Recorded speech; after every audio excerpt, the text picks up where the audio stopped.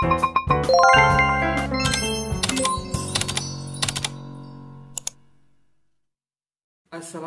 warahmatullahi wabarakatuh.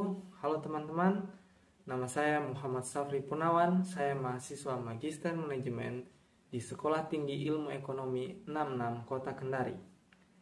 Baiklah, di sini saya akan menjelaskan tentang submateri dari manajemen pemasaran, yaitu menciptakan hubungan loyalitas jangka panjang. Oke, mari kita langsung saja ke materinya. Loyalitas merupakan komitmen yang kuat untuk melakukan pembelian ulang atau langganan suatu produk ataupun jasa. Kata kunci di sini yaitu komitmen.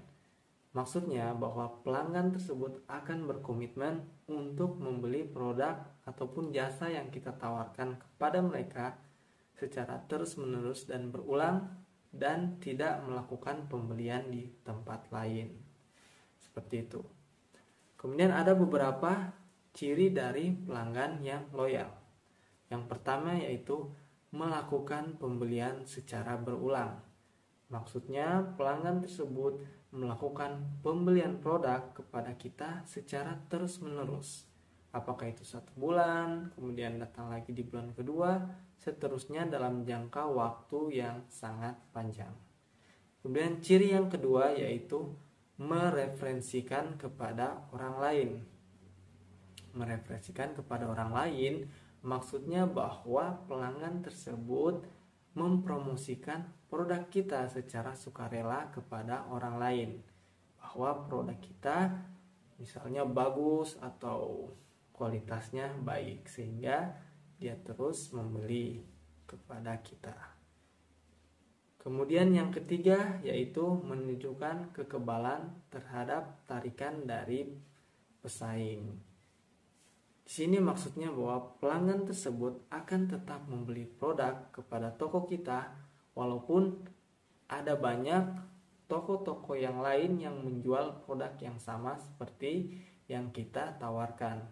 Tapi karena pelanggan tersebut loyal terhadap kita, maka pelanggan tersebut tidak terpengaruh kepada godaan dari toko-toko yang menjual produk yang sama seperti kita. Kemudian yang keempat, pelanggan akan siap membayar dengan harga yang tinggi.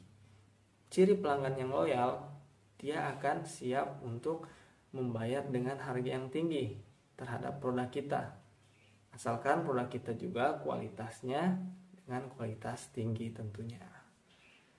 Kemudian yang kelima akan menjadi word of mouth. Maksudnya di sini yaitu pelanggan tersebut akan menjadi penyambung lidah untuk mempromosikan produk kita, seperti ciri yang kedua tadi. Nah, setelah kita mengetahui bahwa apa itu loyalitas, kemudian pelanggan yang loyal seperti apa, untuk menciptakan hubungan loyalitas dalam waktu atau dalam jangka yang panjang, ada 3 indikator yang harus kita ketahui terlebih dahulu. Yang pertama adalah nilai pelanggan, yang kedua adalah kepuasan pelanggan, dan yang ketiga yaitu loyalitas pelanggan. Nah, baiklah, mari kita bahas satu per satu. Baik teman-teman, bisa dilihat di samping saya terdapat piramid organisasi, di mana ada 2 piramid organisasi. Yang pertama yaitu piramida tradisional, di mana customer ditempatkan di bagian paling rendah dari piramida tersebut. Nah, piramida tersebut adalah piramida tradisional. Sekarang sudah berubah ke piramida yang modern, di mana piramida tersebut berbentuk piramida terbalik seperti ini, di mana customer ditempatkan di posisi paling atas, kemudian frontline people atau frontline people di sini adalah agen-agen ataupun sales-sales yang langsung berhubungan dengan customer. Kemudian ada middle, kemudian yang terakhir adalah top level management, sehingga di sampingnya terdapat customer juga. di mana hal tersebut sejalan dengan bahwa customer adalah raja. Nah, kemudian nilai pelanggan. Nilai pelanggan adalah suatu persepsi pembeli tentang nilai yang mewakili suatu pertukaran antara kualitas atau keuntungan yang mereka rasakan dalam suatu produk ataupun jasa yang ditawarkan dengan pengorbanan yang mereka rasakan dengan membayar harga. Nah, nilai pelanggan di sini yaitu bahwa persepsi mereka ataupun untuk melakukan pembayaran terhadap produk atau jasa tersebut. Tentu saja dilihat dari kualitas. Nah, di dalam nilai pelanggan di sini terdapat yang namanya nilai persepsi pelanggan atau biasa disebut dengan Customer Perceived Value atau disingkat CPV. CPV adalah selisih antara evaluasi prospek konsumen dari semua manfaat dan semua biaya dari penawaran produk ataupun jasa dan alternatif yang diterima. Nah, jadi CPV ini adalah selisih antara manfaat dan biaya yang dipersepsikan oleh pelanggan.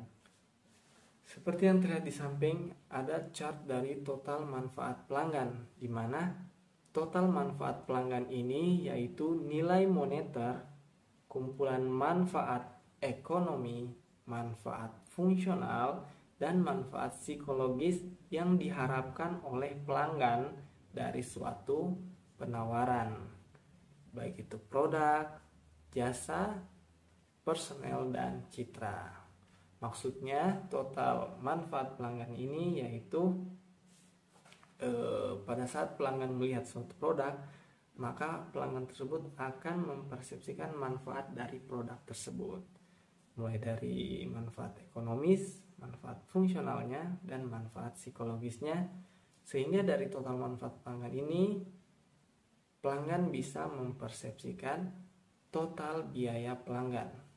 Seperti yang kita lihat di samping dari chart total manfaat pelanggan terdapat chart total biaya pelanggan.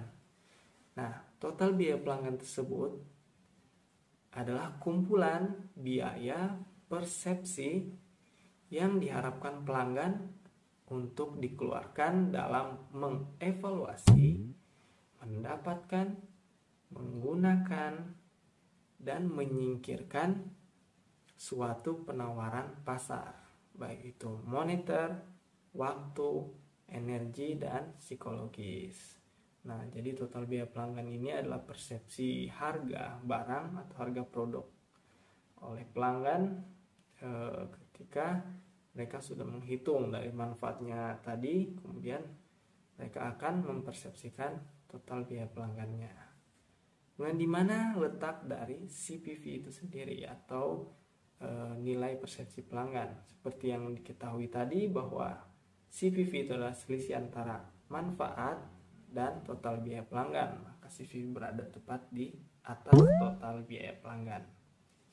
Semakin kecil CPV dibandingkan dari total manfaat pelanggan, maka pelanggan tersebut akan puas karena manfaat yang didapatkan lebih tinggi daripada nilai persepsi yang mereka harapkan, seperti itu. Nah, kita masuk kepada kepuasan dari pelanggan, di mana kepuasan pelanggan ini faktor penting dalam membangun loyalitas.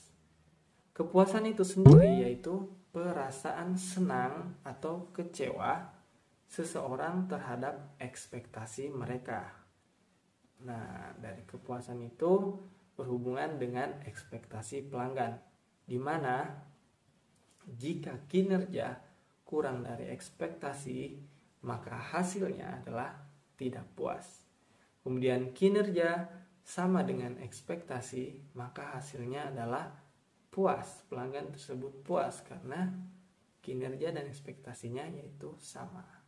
Kemudian yang ketiga, kinerja lebih besar daripada ekspektasi, maka pelanggan tersebut akan merasa sangat puas. Contohnya ketika membeli sepatu, pelanggan tersebut berekspektasi misalnya sepatu tersebut akan nyaman dan akan awet. Kemudian setelah membeli, pertama kali dipakai, sepatu tersebut terasa nyaman. Nah, sesuai dengan ekspektasi pelanggan. Kemudian berbulan-bulan dipakai, bertahun-tahun dipakai, sampai beberapa tahun dipakai, sepatu tersebut tetap awet. Maka awet dan nyaman sesuai dengan ekspektasi pelanggan, berarti kinerja dari produk tersebut sesuai ekspektasi, maka pelanggan tersebut akan puas atau bisa jadi akan sangat puas terhadap produk yang ditawarkan tersebut. Kemudian kepuasan di sini itu berhubungan erat dengan kualitas produk dan jasa dan profitabilitas perusahaan, seperti yang terlihat di bagian segitiga di samping, bahwa apabila kualitas produk ataupun jasa itu meningkat, maka kepuasan pun pasti ikut meningkat. Seiring dengan kepuasan meningkat, makin banyak pelanggan yang membeli, makin banyak pelanggan yang loyal, maka tentu saja profitabilitas dari perusahaan tersebut akan meningkat. Seperti itu, maka itulah segitiga dari kualitas produk jasa, profitabilitas perusahaan, dan kepuasan pelanggan. Nah, setelah kita mengetahui nilai pelanggan dan kepuasan pelanggan, maka kita beralih untuk membangun loyalitas pelanggan. Ada beberapa cara untuk membangun loyalitas pelanggan tersebut, yaitu yang pertama, berinteraksi dengan pelanggan. Nah, untuk mendapatkan hati pelanggan, yang paling penting dilakukan adalah komunikasi atau menjalin interaksi terhadap pelanggan. Adapun tujuan dari interaksi bisa jadi yang pertama untuk menyampaikan informasi. Contohnya misalnya kita menyampaikan informasi produk terbaru ataupun jasa yang kita tawarkan, kemudian diskon atau promosi-promosi kepada pelanggan. Kemudian tujuan yang kedua itu adalah perhatian atau caring. Maksudnya tidak hanya kita menyampaikan informasi tentang produk, hanya menanyakan kabar saja kepada pelanggan itu sudah termasuk cara untuk membangun loyalitas, sehingga kita dapat menarik hati pelanggan tersebut. Kemudian tujuan yang ketiga yaitu kita bisa mendapatkan informasi dari pelanggan tersebut. Tidak hanya kita yang menyampaikan informasi, kita juga dapat informasi tentang keluhan pelanggan terhadap produk ataupun apa yang diminati pelanggan, seperti itu. Nah, kemudian 5 aspek dari interaksi itu sendiri. Untuk melakukan interaksi, kita harus mengetahui 5 aspek terlebih dahulu. Yang pertama yaitu siapa. Maksudnya untuk siapa atau kepada siapa kita akan melakukan interaksi. Bisa saja kepada wanita tua, wanita muda, atau anak-anak, atau orang dewasa, orang tua, sama siapa saja. Tentunya pendekatan yang dilakukannya pun juga berbeda, seperti itu. Kemudian yang kedua itu yaitu isi dari interaksi tersebut. Isi dari interaksi ini yaitu tujuan dari interaksi, seperti yang sudah dijelaskan sebelumnya. Kemudian yang ketiga, siapa yang melakukan interaksi? Siapa di sini bisa saja itu staff ataupun manajer atau top manajemen. Lebih baiknya yang melakukan interaksi yaitu top manajemen apabila interaksinya dilakukan secara tatap muka, sehingga akan memberikan kesan spesial kepada pelanggan. Kemudian yang keempat, menggunakan channel apa interaksi tersebut dilakukan. Bisa jadi melalui WhatsApp, melalui telepon, melalui email, atau secara langsung tatap muka.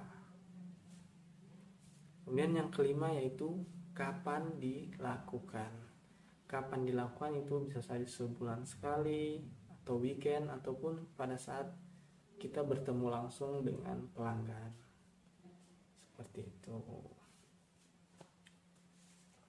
Kemudian yang kedua, membangun program loyalitas.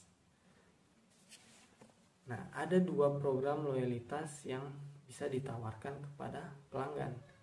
Yang pertama yaitu frekuensi program, atau memberikan imbalan kepada pelanggan yang sering membeli dalam jumlah yang besar. Imbalan di sini bisa berupa cashback atau diskon, ataupun pembelian 1 gratis 1 atau 2 gratis 1 dan sebagainya.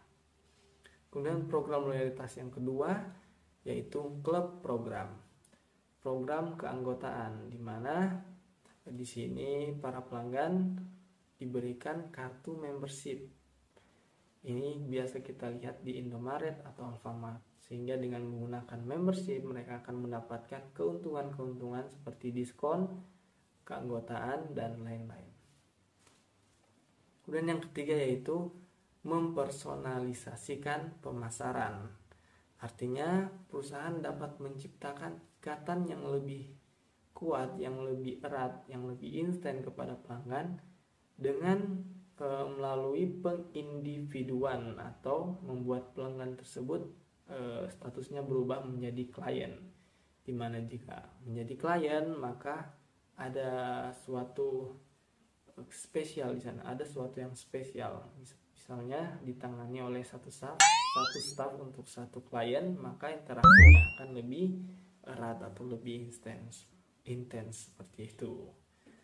Kemudian yang keempat, menciptakan ikatan institusional. Perusahaan dapat memasok pelanggan dengan peralatan khusus atau peralatan digital atau peralatan komputer. Contohnya yang banyak sekarang itu adalah Gojek dan Grab. Itu adalah suatu contoh penginstitusional pelanggan dengan cara menggunakan aplikasi di gadget seperti itu. Maka dengan adanya gadget tersebut, pelanggan menjadi lebih mudah untuk memesan atau membeli suatu produk ataupun jasa. Kemudian yang kelima adalah memenangkan kembali. Memenangkan kembali maksudnya yaitu kita menarik kembali pelanggan yang sudah lepas atau yang sudah keluar dari kita. Caranya bagaimana? Ada beberapa cara yang bisa dilakukan. Yang pertama yaitu melalui wawancara. Kenapa pelanggan tersebut keluar atau tidak lagi membeli produk dari kita. Yang kedua adalah dengan survei. Survei bisa melalui survei langsung ataupun melalui digital. Contohnya seperti aplikasi atau software yang kita install di laptop. Apabila kita melakukan uninstall, maka otomatis akan muncul survei yang mempertanyakan kenapa kita melakukan uninstall terhadap aplikasi tersebut. Nah, ini bisa menjadi cara untuk menarik kembali pelanggan yang keluar dari kita. Seperti itu. Nah, jadi intinya atau kesimpulan yang bisa kita ambil dalam pembelajaran kali ini yaitu apabila kita ingin menciptakan hubungan loyalitas jangka panjang, maka kita harus meningkatkan atau memaksimalkan nilai seumur hidup pelanggan.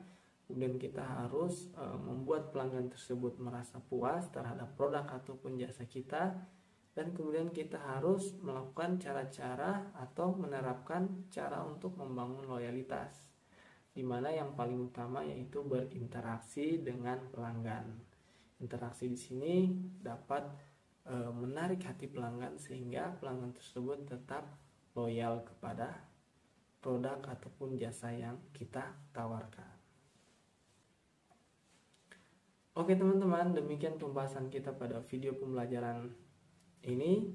Saya harap teman-teman bisa mengerti apa yang saya sampaikan. Kalaupun tidak mengerti, teman-teman bisa kembali ke bagian-bagian atau ke menit-menit teman-teman tidak mengerti dan mendengarkan kembali penjelasan dari saya. Lebih dan kurangnya mohon dimaafkan. Terima kasih. Wassalamualaikum warahmatullahi wabarakatuh.